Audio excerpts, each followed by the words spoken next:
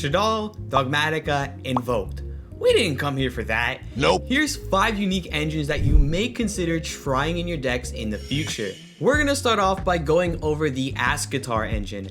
This is a 4-card engine that doesn't even require you to use your normal summon. The engine consists of 3 Ask Guitar Dawnwalker and 1 Fire Ant Ask Guitar.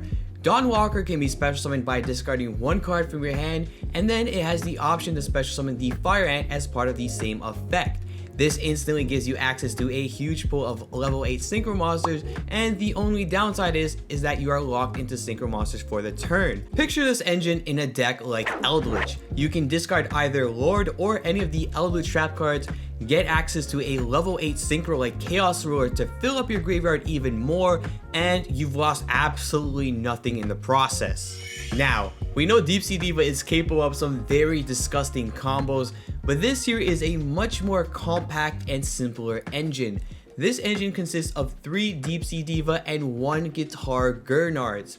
For this combo, you're going to normal summon Deep Sea Diva, use her effect to special summon the Guitar Gernards from your deck, and now Guitar Gernards has an effect on special summon to banish cards from the top of your opponent's deck equal to the number of water monsters you control. This is pretty nice turn 1 because it gives you additional knowledge on your opponent's deck, and it allows you to potentially banish an important copy of a card. Guitar Gernards can also target 1 level 4 or lower water monster that you control and increase its level by its original level. This gives you the option to target itself or Diva to give you access to either a level 7 or level 8 Synchro, and my Synchro of choice here is Adamancipator Risen Dragite. Since you now have water monsters in your graveyard, this will provide you with a spell and trap negate. The only downside to this engine is that it does require your normal summon. For the 3rd engine, we're going to go over a generic Cyberse engine. This engine can consist of multiple different ratios, but the primary cards that we will be using are Clock Wyvern and Dotscaper, because both of them serve as 1-card combos. For example, you can just have 3 Clock Wyvern, or you can have a much bigger package with 3 Clock Wyvern and 2 Dotscaper, and etc.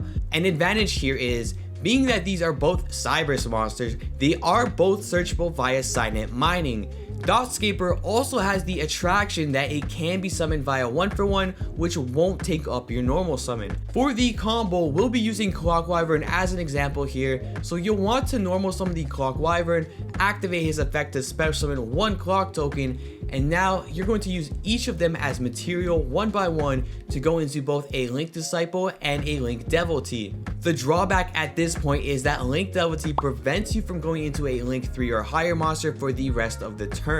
Next, you're going to use the Link Disciple to tribute the Devotee to get the effect to draw 1 card and then place 1 card from your hand to the bottom of your deck. This is nice to dig for another hand trap or any other important card in your deck, as well as to possibly put back a brick that you drew like Psyframe Driver. On resolution, you can activate Link Devotee's effect in the graveyard to special summon 2 Link tokens to your side of the field. Now, you have some options for Link monsters to go into, but the strongest option will probably be turning one of the tokens into a Link Spider, then using the Link Disciple and the Link Spider to go into a Verte Anaconda. After that, you'll have 1 remaining token that you are able to turn into a Link Garibo, and this will protect your Verte Anaconda from infinite impermanence. Of course, you're most likely going to want to summon out a Red Eyes Dark Dragoon with the Verte Anaconda, but if you want to play something spicy in a going second build, Rainbow Neos might also be an option. We're now more than halfway through the video and we've gone over 3 unique engines. If you're enjoying the video so far or finding it useful, it'd be dope if you took a second to hit that like button and subscribe. I make all sorts of both fun and educational content, so you should expect to see plenty of videos like this one.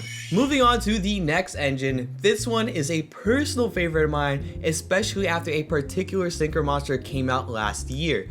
We're going to talk about the Wind Witch engine. The classic ratio for this engine consists of 3 Ice Spell, 2 Glass Bell, and 1 Snow Bell. So I do have to note there have been some new Wind Witch cards that have been released recently, so if you want to explore some other options with the engine, you most definitely can. The downsides to this combo are that it requires you to have no monsters on your side of the field to start it off, and that it locks you out of summoning anything from your extra deck except for level 5 or higher wind monsters. The positives, on the other hand, are that it doesn't consume your normal summon and it provides you with 2 potential interruptions. All you need for this combo is to have 1 copy of Wind Witch Ice Bell in your hand. You're going to activate Ice Bell, summoning herself and then summoning Glass Bell from your deck. You're going to then chain link 1 Glass Bell and chain link 2 Ice Bell. Ice Bell will burn your opponent for 500, which is nice if you're approaching time in the round, and then Glass Bell will add you a Snow Bell to your hand. And now, since you have 2 or more wind monsters, you can special summon the Snow Bell. From here, you're going to want to use the Ice and Glass Bell to go into a @Ignister Wind Pegasus, and this is my level 7 wind monster of choice.